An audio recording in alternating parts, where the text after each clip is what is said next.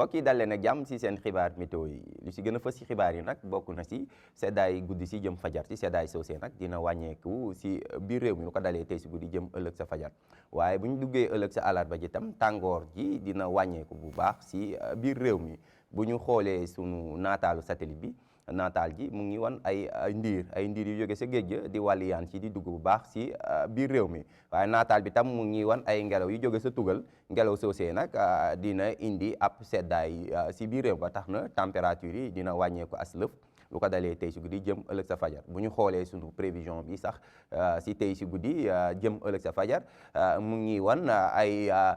température yu wàcc si guddi jëm fajar daanaka température yi dina wàññeeku as lëf si biir réew mi dina jógee si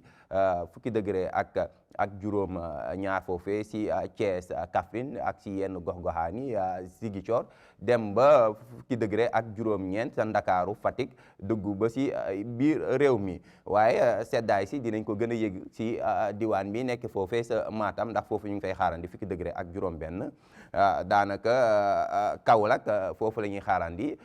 température guddi si bu gën a am doole ndax ñu ngi fay xaarandi ñaar fukki degré ak benn ñu jàpp ni lu ko dalee tey si guddi jëm ëllëg sa fajar daanaka seddaay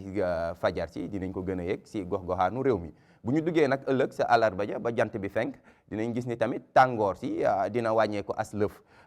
tàngoor bés bi dina wàññeeku bu baax si biir réew mi ndax température yi dina jóge si fanweeri degré ak ñaar si yenn gox-goxaan yi lu mel ni Louga Linguère dem ba fanweeri degré ak ñeent si yenn gox-goxaan yi lu mel ni Ziguinchor Kaolack Tamba dem Kédougou yéeg ba Bakel waaye tàngoor si dina gën a tare si diwaan yi nekk sa Mbour Thiès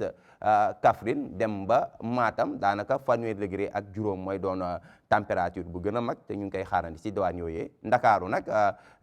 tàngoor ci yëmmamaay daanaka du ko tax a tàng loole da ëllëg Ndakaaru ndax ñu ngi fay xaarandi ñaar fukki degré ak juróom ñett mbokk yi daal si tënk jàpp leen ni tàngoor si dina wàññeeku as lëf seddaay guddi si jëm fajar si tam dinañ ko gën a yëg lu ko dalee tey si guddi jëm ëllëg sa fajar si biir réew mi waaye bu ñu demee ba jant bi fenk tamit tàngoor si dina wàññeeku daanaka température yi du ko tax a am doole température yu gën a tar ñu dina toll si fanweeri degré ak juróom mbokk yi lii moo fi gënoon fës si ay xibaar météo ñu ngi leen di jox dig daje ba ëllëg wasalaam